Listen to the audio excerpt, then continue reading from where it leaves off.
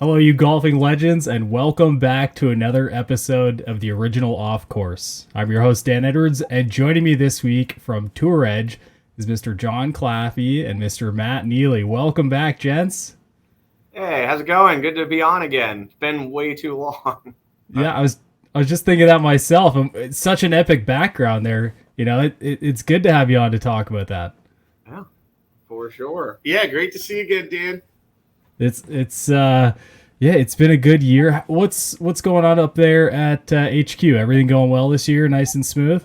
Oh, very little actually. No, we've we've got a ton going on. We've really put a lot of effort into this launch, and obviously into our entire line. But we have a new president, Mr. Tim Clark, came to us after running Wilson for 25 years.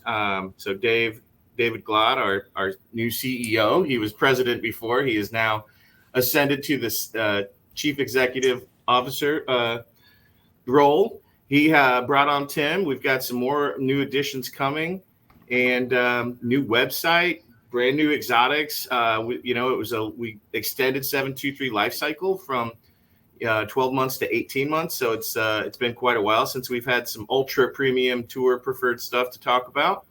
And we actually, in that process, we actually switched the launch timing. So it used to be that we would launch the new hot launch in the fall, and then we would launch the exotics in spring.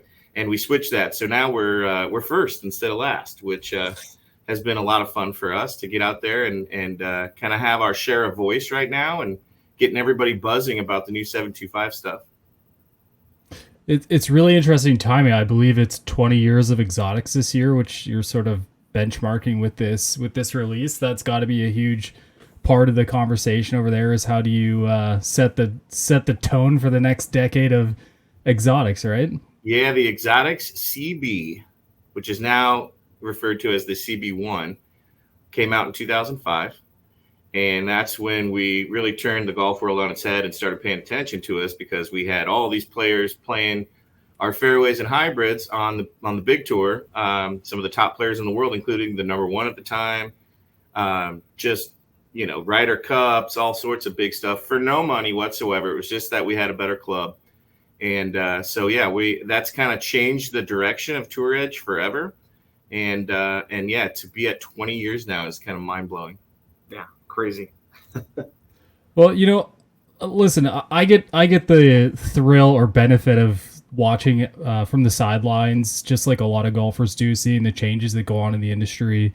Companies either re-identifying themselves or sort of stabilizing themselves in a lot of ways. And to me, we got a new president. We got a lot of new activity going on over there. And is the goal here to really set the tone of what Tour Edge and exotics can be overall? Is that the feeling around the office, or is this just good positive moves to improve? It's both. I mean, I would say that this is definitely our best foot forward that we could possibly have.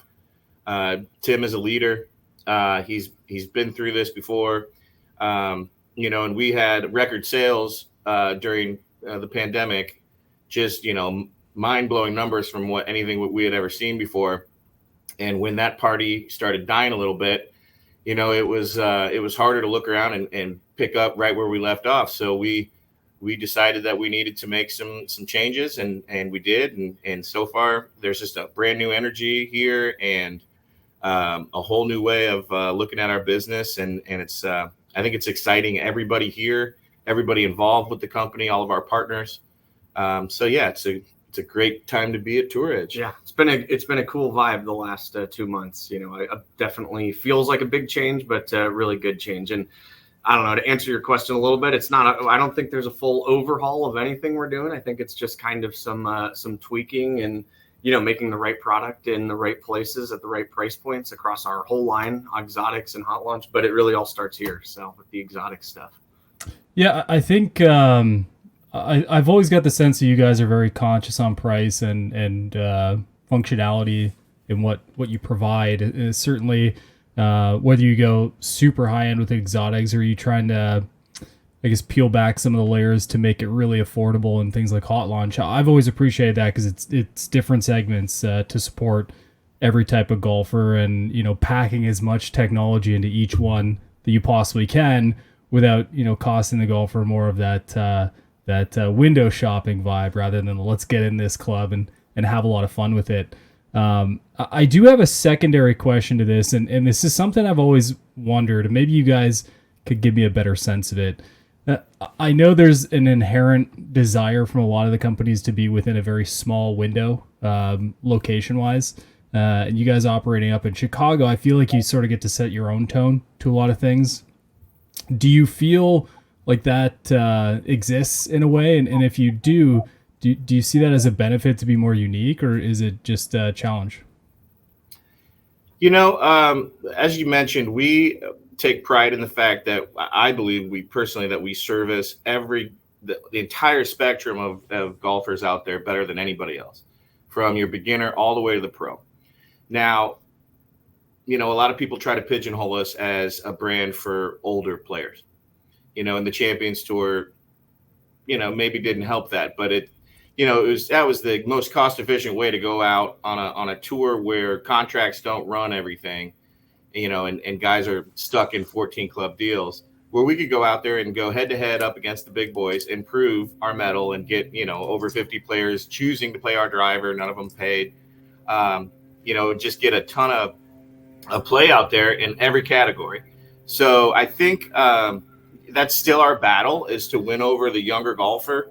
And it's not like we're, concentrating on just forged stuff. We concentrate on what makes this game the easiest to play. And that's an important thing for a manufacturer to have their focus on in our sport, because it's such a difficult game. Yeah, for sure. Being here in the Midwest, I think the values of Tourage and what we do, especially with product at a pretty competitive price point, I think really reflects our Midwest attitude and Midwest roots. It does provide some challenges when we start getting sample product in November, December, and January, because we can't just walk right outside to our 70-degree driving range and hit it. But we have an awesome facility upstairs. We've got robots. And we usually try to take one or two little small trips down south each year, whether it's a sales meeting or whatever it might be, where we can kind of hit some of our first samples. So, that doesn't quite answer your question there, but that is, as far as being in the Midwest, that's probably one of our bigger challenges, especially as somebody who wants to, as soon as we get something, I want to go hit it outside. So it's certainly the most relatable of things. Yeah. That's for sure. Yeah. Being in Ohio.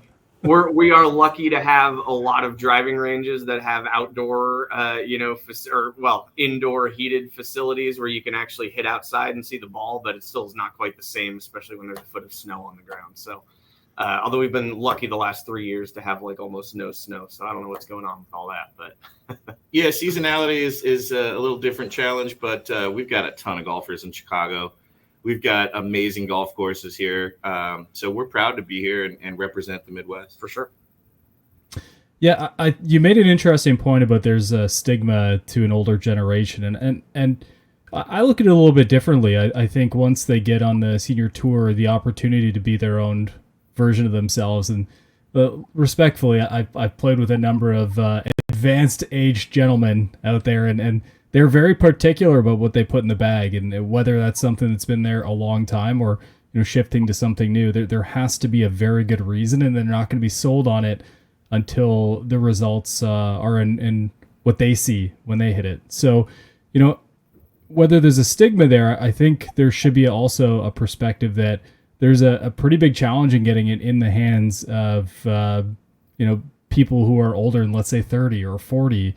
Because we are more particular. So pay closer attention to that because they might give you an idea that, maybe this club is worth hitting because they're going to hit it. You know what I mean?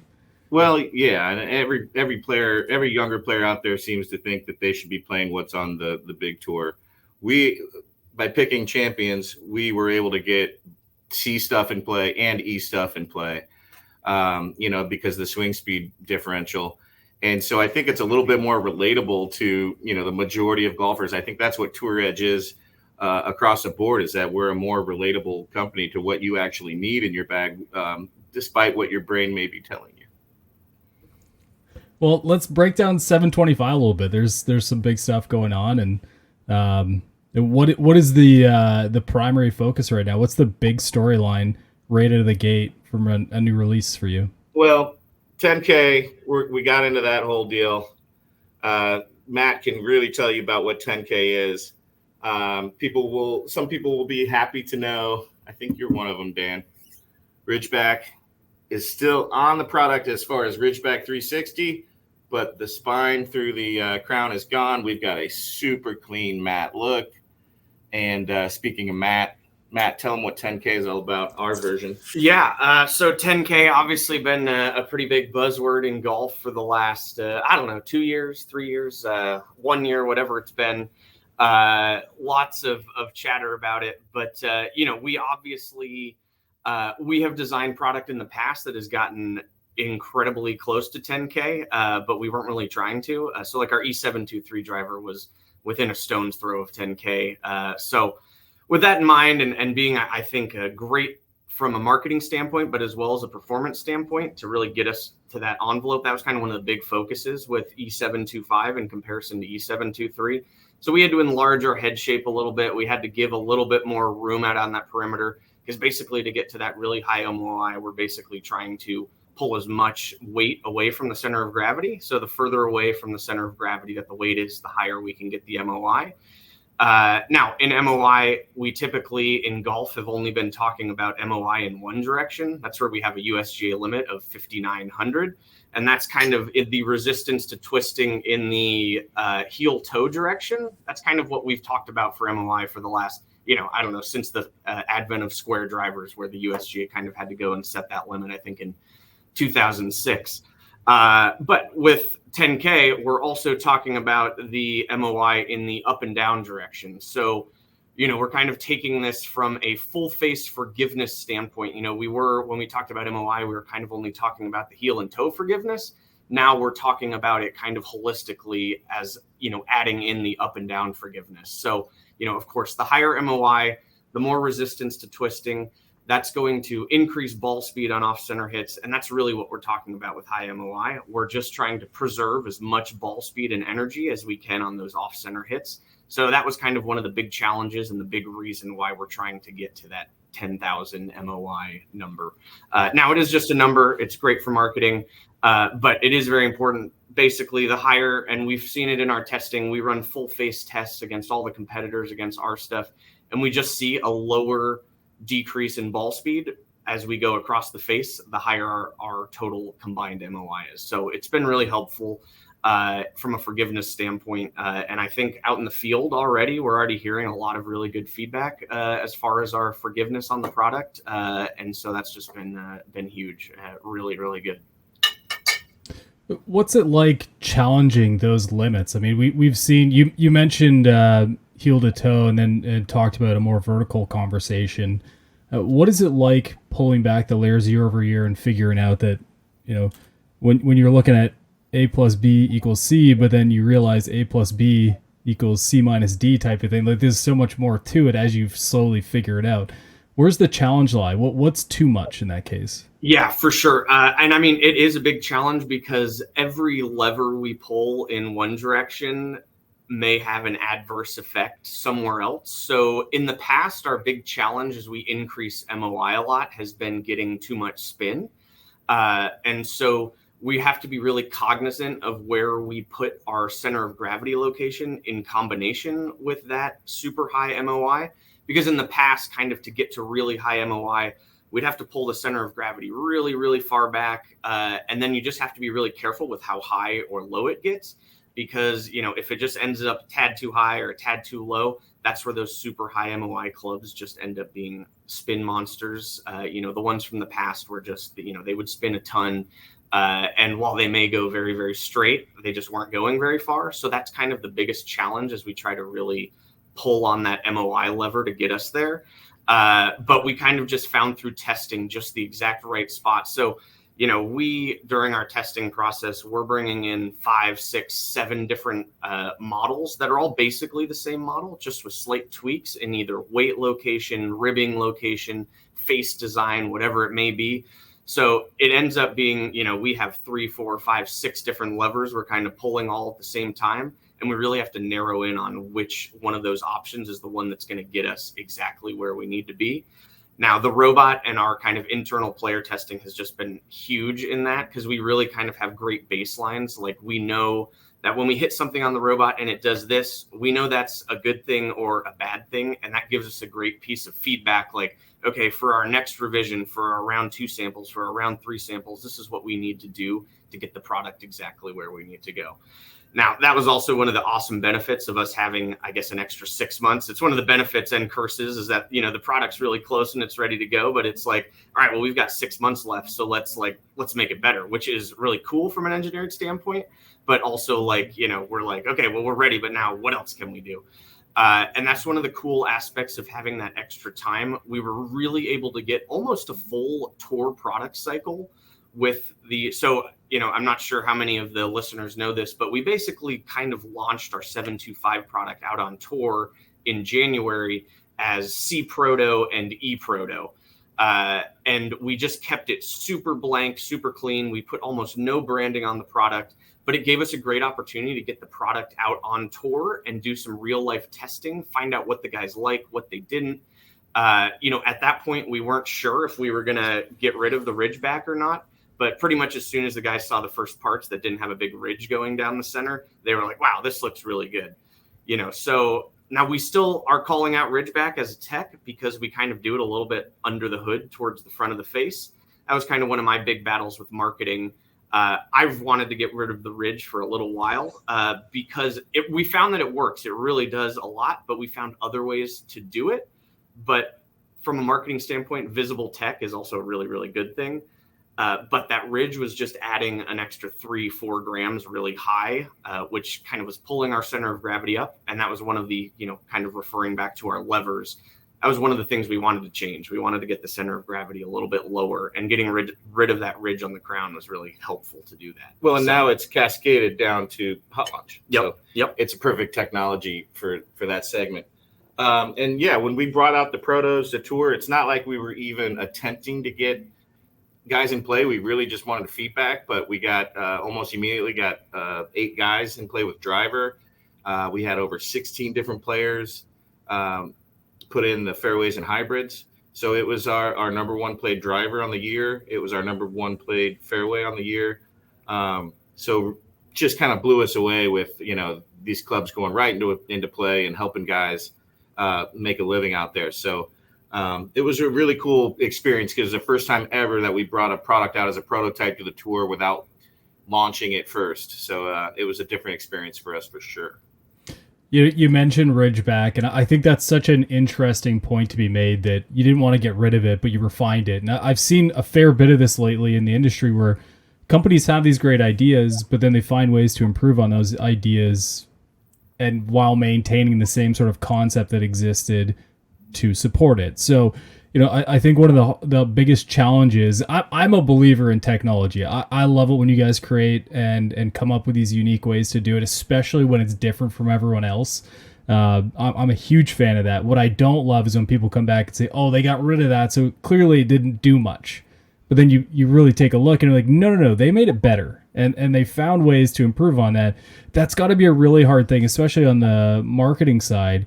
I would assume on the back end, when you're designing and creating, you don't have to worry so much about carrying on that sort of that style, maybe a little bit, but not as much. Whereas the marketing side, you've been selling this story for a year plus. It's like, all right, now I just got to pretend like it didn't happen. Like, where's the challenge there? That's a huge challenge. And, especially, being an engineer, like, if I could just make a golf club that was completely blank and didn't have any graphics or cosmetics on it, but it had all the performance and everything I wanted in it, that would be great. But, I'll be honest, my least favorite part of the job is trying to help make the club look pretty. It's very important to do.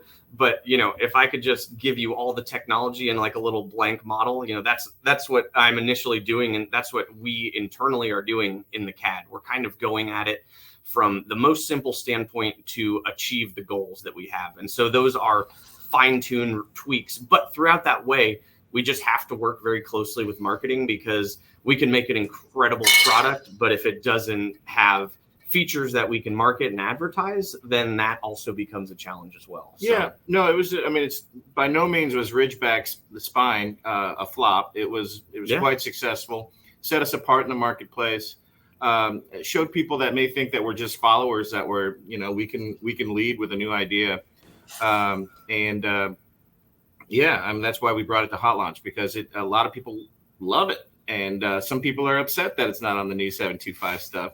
They used it as an alignment aid, and they liked it. But yeah, things change. That's what happens in everything in life, but especially in golf clubs. Yeah, again, I don't think the intent is a full departure. It's really funny that knee-jerk reaction when the first thing comes out and they say, oh, this naming convention, oh, it's clearly just marketing hype. And then you look down and like, well, here's what it looks like when we take it out. And you're like, I don't want that. So it's pretty good. I want to ask you about the tour testing. I think that's really interesting. But from a design standpoint, when you really get to that like January point where you're putting it in play, does it go from this sort of like really broad attempt, try and focus on these broad features, and then you get it on tour and then you really start to tighten those adjustments that you're making? Is that what's going on there? So, it kind of depends on our launch cycle and when that's coming. So this time, usually when we go to tour, we're usually, with our old launch cycle, we were usually going in October and not really bringing finished product out. Kind of like, here's something that you are not allowed to put in the bag. This is not on the USG list. We are just trying to get your feedback and, where it's at. What do you think? How does it sound? How does it feel? Can you get where you need from a ball speed standpoint? Can you get where you need from launch and spin? We'll usually have different face designs, different face materials, things like that. We kind of we were able to do the same thing this year, but we were already a little further down the design track this year, just because we were kind of prepared to launch the product at normal launch timing. So we kind of more or less had finished product, but we did have a couple different designs within that, whether that was slightly different face materials, slightly different face designs.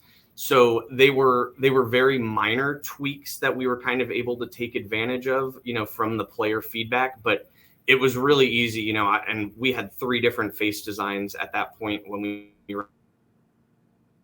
just came to the forefront immediately as being the best, which is really great for us. It doesn't always work quite that well, and so that was just really a nice test and something that made our life really easy.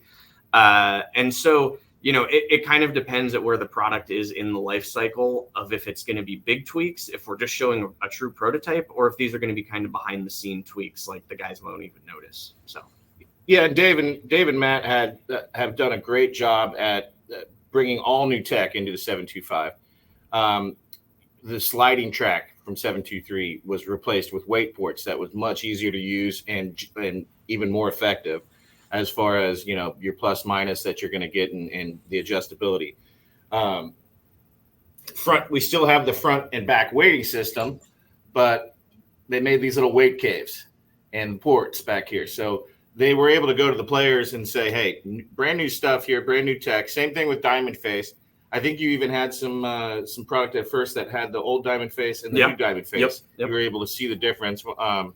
You can show them, because now it's called 3D Diamond Face now instead of Diamond Face VFT.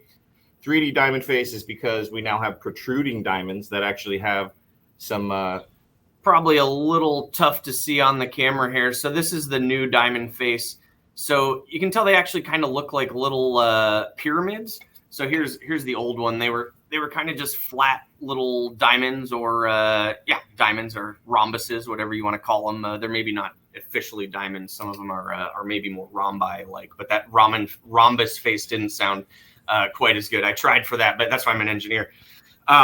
So we found Matt, I'm going to tell you right now, my wife will be such a fan of this show. As a geometry teacher, she would be 100% behind rhombus, team rhombus. So I don't know. Maybe we'll take that one back to the drawing board. We might have to edit that one out of the podcast, because who knows? Maybe the next product will have rhombus face. That's so funny. Rhombi face. Yeah. So yeah, we kind of ultimately kind of just what you're talking about with Ridgeback, in that we're not just ditching it or getting rid of it. We've just kind of found a different way to achieve the same goal. Same with Diamond Face. At this point, I guess we're on our like 4th or 5th iteration of Diamond Face, and we try lots of other different face designs as we go throughout the process. But we have kind of found the Diamond Face as being the best way for us to really distribute the load across the entire face, while also being able to take a lot of weight out of the face. And so that was kind of our big goal of going from our regular VFT diamond face with flat diamonds to these, I guess more 3-dimensional pyramids, in that we were able to take out another 4 grams from the face. And again, that's like, when we're talking about trying to get to this mythical 10K number, that's every gram that we can pull from certain areas and locate exactly where we need it to is really important. So getting that extra 3 or 4 grams from the face, another 3 or 4 grams from the ridgeback, right there, we're talking 7-8 grams that we have, free reign to do what we want with them. And, whether that's locating them more towards the perimeter, lower, higher, whatever it might be. So we can kind of just sit there in the CAD and, run a bunch of different simulations on where we're going to end up if we locate the weight here, if we put it here, if we put it somewhere else. So, anything we can do to save weight. And then, of course, throughout that, we can't lose ball speed. So running through all of our testing and making sure that with this new design where we save weight, are we still going to be able to pass durability? Of course, that's important. And then are we going to be able to have the same ball speeds across the entire face? So, we were able to accomplish that. We had some great testing, exactly just out on tour. We brought out both heads, ones with old diamond face, ones with new. And again, the new diamond face ones were just better because that's another thing too. We can spend all day designing this 3D diamond face. We could have all the theoretical options that we think it works really well. We could have all the marketing ready to roll, but ultimately if we get it out there and it doesn't perform, like we're not going to use it. So that's always one of the biggest things, and from an engineering and performance standpoint, like the product just has to perform. So we're not going to put anything on it that makes the product worse. So. Yeah, I wanted to bring up C real quick, Dan, too. The C driver, a little smaller, more compact head, 445 cc. It's got it's one of the most adjustable drivers in the business with the weight ports back here. You got three ports back here, and you got the front weight that you can switch back and forth for MOI manipulation. But speaking to that younger player who may not be giving us a look because they're in the higher swing speed category, this is our low spin driver. And it is very low spin, and it is a player preferred design. So this was the majority of what was in play on Champions Tour. 10K made some bags, but you want to talk about the club that really got the most buzz out there, and you're talking about the C725 Fairway, 90 grams of tungsten, completely titanium, a low spin monster, super deep face. Now you got your super clean matte finish crown. It just wanted to bring this up as if you're one of those guys that's been doubting us or gals that's been doubting us as far as your 110 plus mile per hour swing, we got you covered. Yeah. I wanted to take a chance before we even shift onto fairways, just really quickly. Can you highlight the numerous things that are different between the E series and the C series drivers, just so folks listening, I know there's a stigma around 10K, both in the positive and negative. A lot of guys are looking for that more workable, more compact head with a lower spin design. That sounds like that's what C is going to deliver for them. Yeah, for sure. So the C is, as John already mentioned, so it's 445 cc, so not quite at that USGA 460 cc limit. So it's a little bit more, you look at the two next to each other, it's pretty easy to tell the difference. It's got a little bit deeper face. We've got the full adjustability range. So the driver ships with a 15 gram weight in the front and a 5 gram weight in the back. So we're basically shipping it in the low spin setting. The more weight that you have forward, the lower spin that it is. Those weights, of course, can flip. So you can put the 15 gram weight in the back and the 5 gram weight up front. And what we found in our testing on the robot is around 300 to 400 RPM of spin increase. So we kind of started at that super low spin setting because the guy that picks up the C driver is probably in that world. But it's really easy to just swap the weights and just get an extra 300, 400 RPM of spin, and usually around a degree of launch is about what we see. So that's kind of the deal with the C driver. It's still what, Yeah, so that's near 9K. We we're about like a putting that little on there, but it's really high MOI for that size club head. Yeah, still, and that was the one, that was like when we launched this product to our sales reps, that was like the very first question we had was like, well, what about the C? Where does that one fall? Is the C like a really hard to hit driver? And we of course measure everybody's stuff. And this C driver, as far as in the players category goes, is still like pretty darn forgiving. We're still pushing 5,000 MOI on the heel to toe. And then, whatever, 3,800, 3,900, we're very close to that 9,000 number. And again, whether 8,000, 9,000, 10,000 makes it a great product, but as far as just comparing it, it is still very high.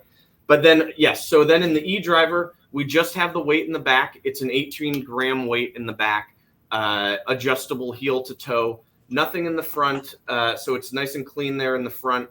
And this is, of course, our big head. So it's at the full USGA bubble, I guess, because there is a limit on heel to toe, front to back, all of that kind of fills the maximum envelope. So when you look down at it, it's very confident, inspiring, a little bit lower profile than the C driver, kind of just to encourage that extra launch and spin. And in the E driver, we are typically seeing around 300 or 400 RPM increase from that C driver with the weight in the back. So, basically what we see in our testing is about a 1,000 RPM spin delta from the C driver in the low setting to the E driver with, 18 grams of weight in the back, and those are all ballparks. Your mileage may vary. What we see on the robot doesn't always correlate exactly with what we see in player testing. It really depends on a person's swing, their path, their angle, all that stuff. But again, that's, just to speak in approximate terms. So if you need help, just obliterating your launch and spin, keeping it really low. If you need that low spin monster, that's your C driver with the weight in the front. If you need a little bit of help, you want a little bit more forgiveness, you want to get the ball in the air, that's your E driver. Well, we have weights that you can buy individually to get, to the fastest possible swing in the universe. Could be low spin with the right weight adjustment that we do sell. Yep. Yeah, I'm still pretty sure that C stands for Canada, and so I really appreciate you guys looking out for me on that one. But walk me through the Fairway Woods. You got me all primed from this crazy titanium low spin monster, and I need to hear about it. Just I assume there's an E and a C, and the C just sounds insane. Yeah, so there is an E and a C. We'll start with the C. So 3D diamond face goes across the whole line. So that goes from drivers, fairways, hybrids, and our irons as well. So we've got that 3D diamond face in there. Again, it worked really well in our testing for drivers, so we thought it just makes a lot of sense to bring it on down through the whole lineup. Now this is our third iteration of kind of this titanium body fairway wood, kind of with the big heavy tungsten weight. We kind of debuted it with C722. We found with C722, it was a really good performer if you had the swing speed to get it up in the air. It was almost too low spin, almost too low launch. So we made some tweaks in the design when we went to C723. So we kind of made it a little bit more friendly. We had way more success out on tour. Same within retail. We also brought front to back weighting to that product. So you had a little bit more flexibility to kind of achieve that really low launch or something a little bit more in the middle. Then with C725, we kind of found the sweet spot through our testing of exactly where we needed it to be. We're kind of, we found the Goldilocks CG position to kind of achieve like a really nice low spin with the weight forward, but a really nice kind of mid spin when you swap the weights. We adjusted the head shape a little bit, and probably the biggest change is that instead of with C723, we basically made the whole body out of the same titanium. So the body was the same as the face. That limited us just a tiny bit on what we could do from a face thickness standpoint. With this year, we opted to go to a face insert on the fairway. So this one doesn't have the face insert in there, but this allowed us to use a higher a titanium with a higher tensile strength. So we don't really talk about the materials that we use specifically because they are kind of proprietary, but we are always trying out new materials. And so this gave us a chance to use something a little bit thinner to get that CT, COR a little bit higher. And yeah, I think what we found is that this C is a really, really good fairway. And again, that was not to say it was a surprise. We knew it was a really good fairway, but when we got it out on tour, it kind of immediately became the big winner out there. That was the one that guys who aren't tour ed staffers were asking us, do you have a 3-wood? Do you have a 5-wood? Showing up at the bags on the range going, hey, need to talk to you guys about the yeah. Well, I mean, it's pretty clear that you're excited about it, John, because we didn't even get through drivers and you're already reaching for it. So I'm sure you got a couple good stories to tell. What is it about the fairway that's really standing out for you? We're still getting guys put in the bag. Scotty McCarron just had his best finish of the year, top 5 last week, and he put it in play for the first time.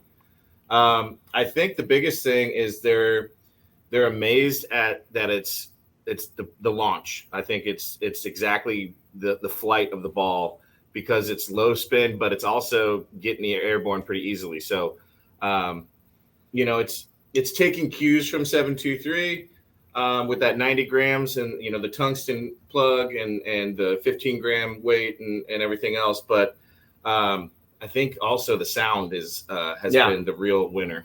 Sound's been really good. We've also found the turf interaction on it's really good. For these guys, 3-woods are still a pretty important club for them to be able to hit off the fairway.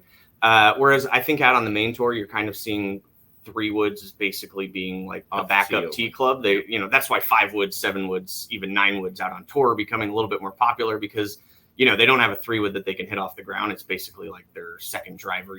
If they don't need to hit it 350 and they only need to hit it 320, they use their 3-wood. Now, our guys on the Champions Tour, there's guys that move it out there for sure, but they're in a little bit more realistic world. So they have found it really playable, both off the ground and off the tee. So that has been a nice, I think, piece of, feedback. We kind of backed off on the face depth this year just a little bit. So it's still a nice deep face, but I think we were at 34 or 35 millimeters on 723, and we backed it down to like 33 millimeters.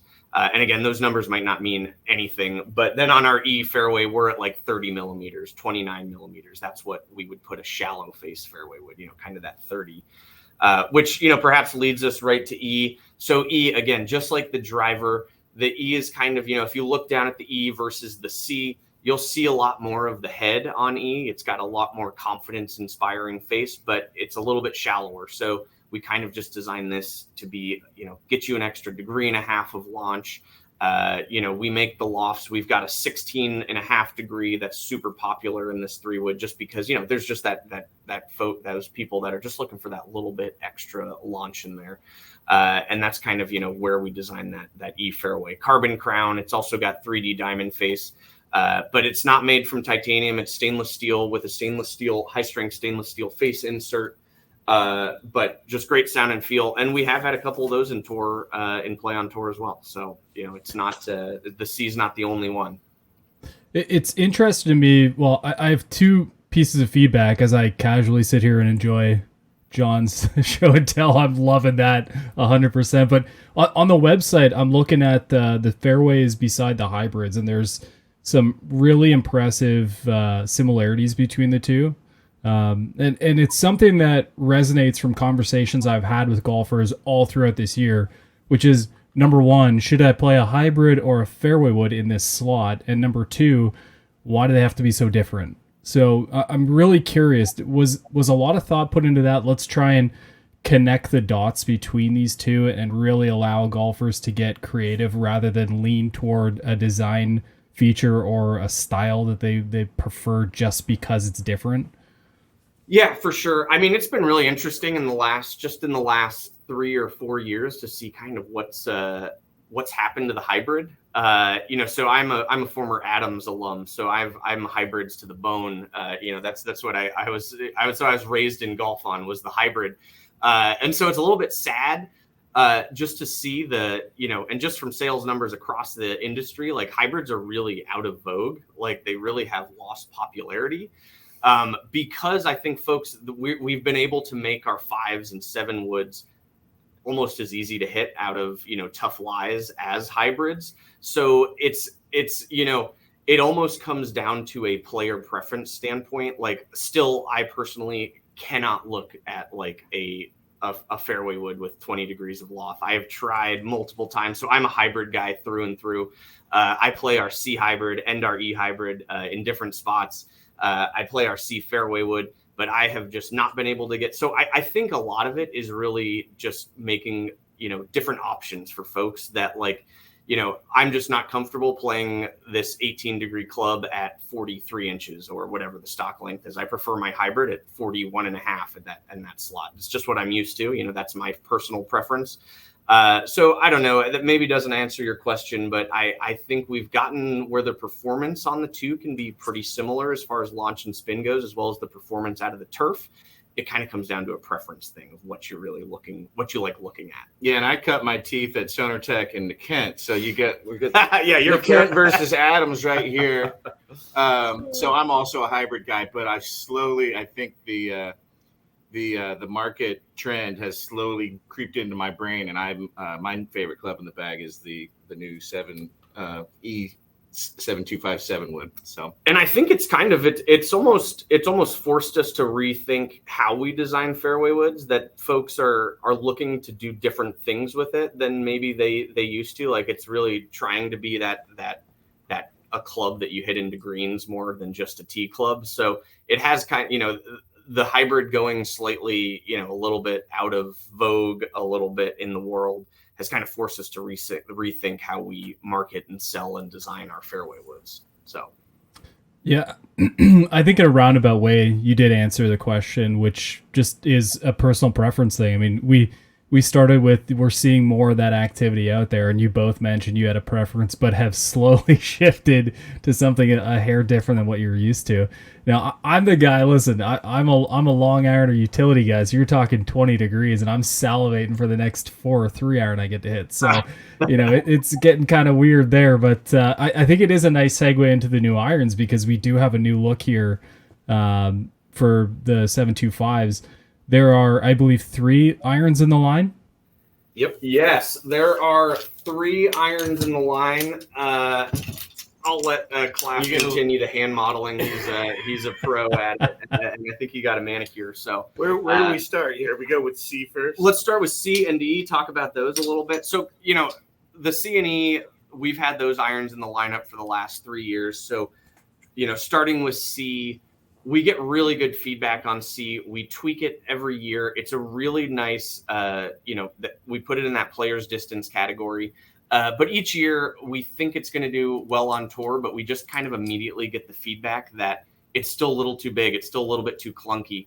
So this year we kind of just went back to the drawing board as far as the head design goes. And we basically shrunk the whole thing by about 10%.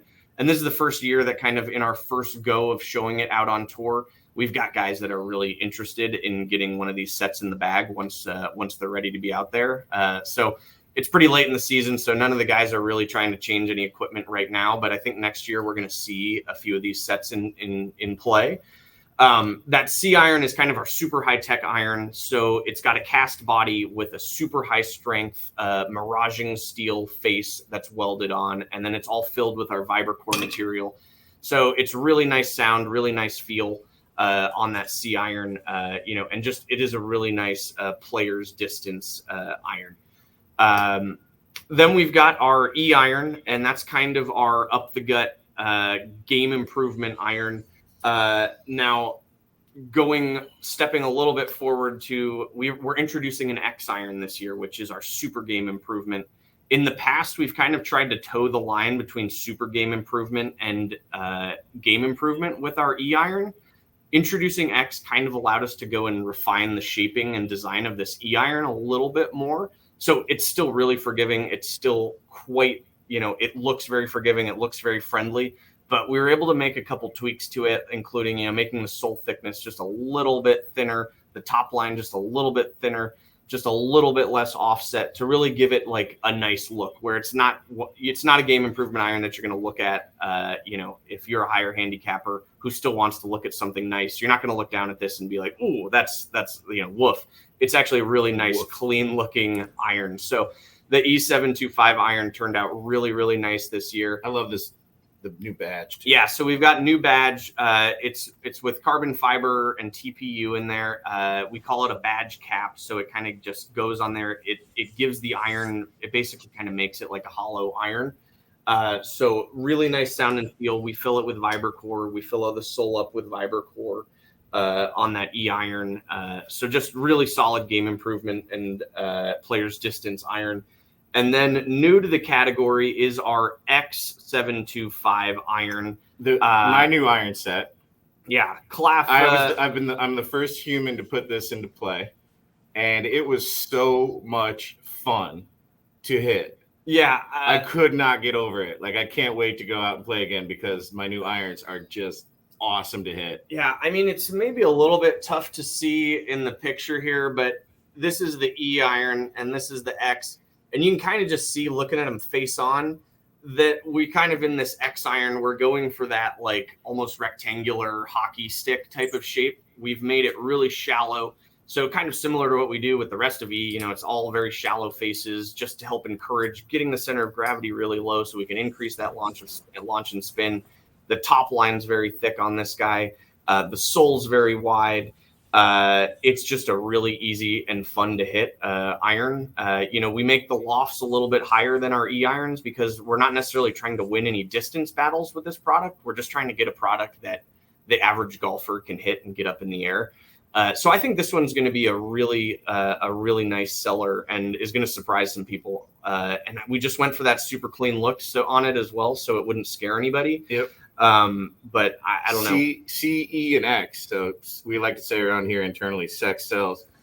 But well, let me give you my hot take here. Now that we've landed that one from Claffy, I'll tell you what, the C looks like a precision instrument, and then right beside the E, I mean, the E just looks angry. I kind of love it about it. Like, it just looks like you're gonna pound the ball. I don't know if it's just the full black backing that you have. There was a very visual sole difference, or maybe it's on E as well, but on the X there's this sort of triangular sole that's going on. Tell me about that. Yeah, so we've got that in both. Okay. So from the actual sole standpoint, yeah, we've got kind of a rail going down the center. That just allowed us to remove a lot of the heel and toe turf interaction. It's kind of interesting because we're typically cascading technology that we use in exotics and then bringing it over to hot launch occasionally. This is kind of one case where we've taken a lot of our learnings from like ironwoods in hot launch and actually brought them into our exotics line, where we do find that kind of adding this rail down the center really does help reduce turf interaction for heel and toe. So we just see a lot less digging, a lot less chunks kind of from the average golfer on this product. The other note, so yeah, I mean, kind of as far as the sole goes, if you look face on at this X driver, there is a lot of heel to toe camber. That's kind of that roundness that you see. So basically, you know, from center, we pull up this toe and this heel a little bit more. And again, that's kind of all just kind of trying to help us reduce the digging and turf interaction, particularly on that X product where, you know, we just see this as a super game improvement product. So you just have to accept that this person occasionally is going to hit 3 or 4 inches behind the ball. So we're just going to do the best we can to at least help the ball advance. So, you know, that's kind of everything that we put into the X iron is just to make life a little bit easier. Yeah. I mean, we didn't reinvent the wheel here. We took our best selling SKU of all time, the ironwood from Hot Launch, and we made an exotics version, an ultra premium version of an ironwood. So it is super high MOI. It is super forgiving, super shallow face. It'll make you a better ball striker. It's made me a better ball striker. And like I said, it's just so much fun. I think I need to dial back a little bit because I was a club longer than what I'm used to. And I was flying some greens. Yeah, it is a very visual difference when you put it down, like intentionally though. I think that it's a little bit less deep as compared to maybe the E, but I've seen that style of iron in the past, and I would say at the size you're working with, I think it makes a ton of sense. The goal there is being accomplished really well, and I'm really curious about them. I think they look super fun. I'm really impressed with the way C and E came out, and obviously X is is a new look that I think, as we've clearly heard from Claffey here, is a big benefit to those who are having a little bit of fun on either side of the golf ball. Well, yeah, and the big thing is that it forced us to really throw C more into the player's distance category with that thinner top line, the thinner sole, because we really wanted the perfect player's distance iron, the perfect game improvement, and the perfect super game. So we feel like we've got an exotics iron for every single player now. Yeah, for sure. Introducing this X definitely allowed us to bring C and E a little bit. I said we kind of towed the line between the categories. It allowed us to put C firmly into that player's distance category, and it allowed us to put E right in the middle of that game improvement category as far as looks, shape, size, and feel goes. So and we're super interested to see how it does in the marketplace. Yeah, I was a huge champion of this X product. I would say there were some questions along the way, but the performance has been really good. So I am super excited to see how well it does. So THP folks, go buy it so that it looks like a good decision. Let me ask a super dangerous question. That's the first time I've ever heard him make a sales pitch in my life. That's my best effort at a sales pitch there. So smiling the whole time for those listening. He was very excited to drop that at the end. But let me ask a super dangerous question here, and maybe you'll probably give me the answer I expect. But X in an iron line makes me wonder: have you been toying around with expanding E and C and other parts of your lineup to add an X for a more significant variety between? Not in exotics. Okay. Yes. Good enough. I mean, that's more the answer that I was expecting. I mean, we have prototypes of everything, Dan, obviously. But. I would say that for sure it is something that we talk about at almost every one of our product meetings. Okay. And hot launch is X. So if that answers your question, it is something we consider. So stay tuned. Yeah, I think that's great. I have one more question in terms of the entirety of the lineup, and I think when people consider exotics, their expectation is a very high quality experience just based on the name alone. What does that mean for the acoustics, the sound? I think everyone's looking for the best possible sounding product out there. I want to push that onto you, Matt, and maybe John, you have an opinion as well. How critical is that in the design features? You'd mentioned like different types of faces, testing. I assume each one of those materials and each one of those faces alter the sound. So where does that fall under the final product? For sure. And to speak quite frankly, sound and acoustics is the biggest pain in the ass in my job. Sorry, I shouldn't have said pain in the butt of my job, just because it is so subjective. And we do have great tools where we can predict and have a great ballpark idea as far as what we're trying to achieve from sound. So, we'll basically, do a recap on our 723 product and say, hey, what were the challenges? What were the problems? Did we like the sound? What could we tweak? So when we go into the next design cycle, we kind of have an idea of what we're trying to accomplish from a sound standpoint. So, all right, E723 was a little bit too loud. Could we really dial that in? So we've got an idea what frequencies and durations we're trying to accomplish. So we'll do a lot of research as far as internal ribbing goes. So, and when we talk about ribs, I think we're calling these finned ribs in our marketing, but we've kind of got these things that go around the sole. We've got them here in the back, a little bit hard to see there. But we basically go through 5, 6, 7 physical iterations of those throughout the product cycle, because we will produce theoretical results for what these products might sound like. But ultimately, we kind of have to pick the best 4 or 5 in the theoretical world and bring them in and physically hit them. So it is really huge. And we'll go to the range and we'll have everybody there, and we just have to listen. And people will close their eyes and turn and say, which one do you think is the best? And of course, the most frustrating part for me is when we have 7 people out on the range and we get 7 different answers. And that's how it works, because it's so subjective. But let me tack on that, John, just before you jump in there. I want to tack onto that as well. One thing I found really interesting this year, I happen to play with a group of golfers who have a pretty significant variety in swing speed, and each head I feel like has a different experience depending on the swing speed as well that you're using to apply to it. So, what might sound great for one head from a slower swinger sounds horrible from a guy who swings it really hard because it's super loud. But I feel like you'd have to live in certain zones for each style of head, knowing the type of player that's going to play it as well. For sure. And to even add to some more complexity on top of that is the sound inside versus outside. Like we will have very different sound opinions from when we go upstairs, and we have like a big hitting bay where there's plenty of room around and a product will sound one way. Then we have a smaller hitting bay that's a little more of an echo chamber. The product will sound one way. Then we take the product outside and it sounds a completely different way. So it's really, it's really kind of a management of all of those things when we talk about sound. We have to swing the club at all speeds.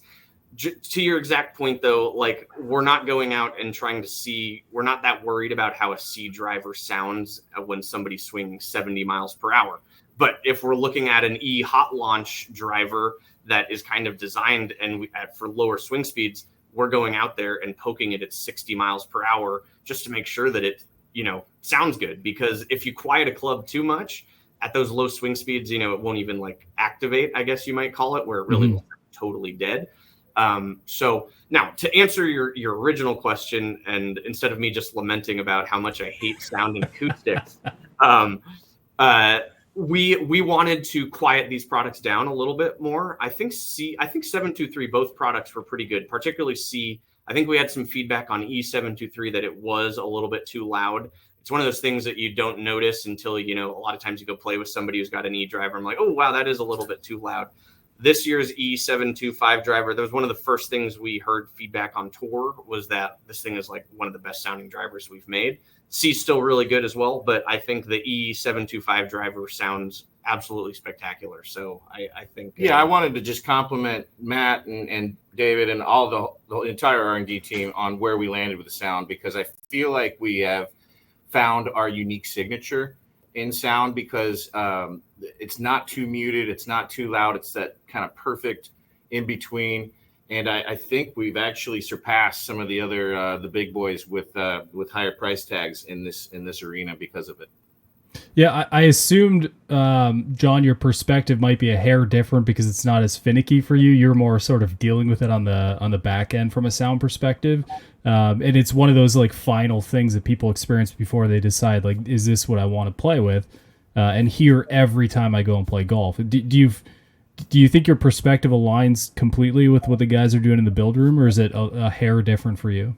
I spend a lot of time on tour as well. So you go out there with something that doesn't sound right, you're not going to make any moves, no matter what the performance is. Not even with hot melt. You have to check every box with those guys. Yeah. And so I kind of take in that as well as, the field and, everybody's, and I feel like we nailed it. Awesome. Well, I'll tell you what, we've got some good information already up on THP. It's super fun to have the chat with you guys, to hear really in depth where you've come with the lineup since the last iteration.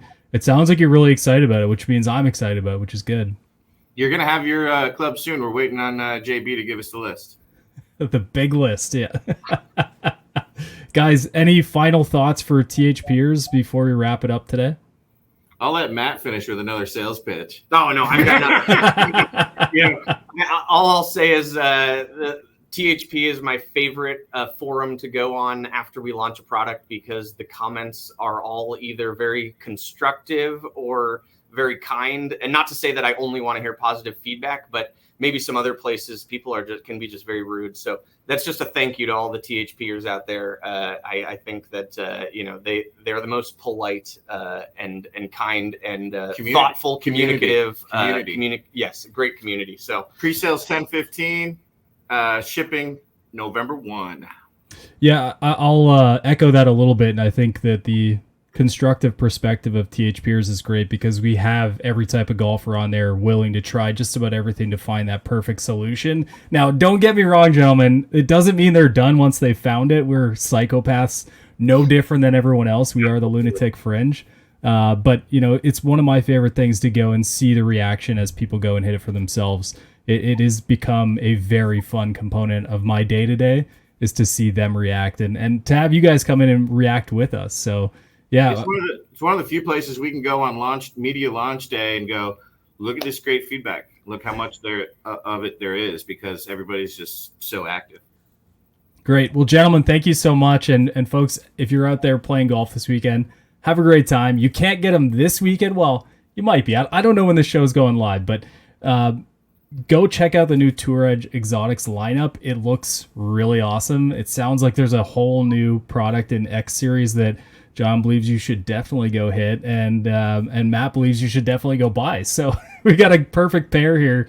Check it out for yourselves. Let us know what you think on the forum. We will have a conversation built around this podcast. So go and give us your direct feedback if you want to. I'll see you guys next week.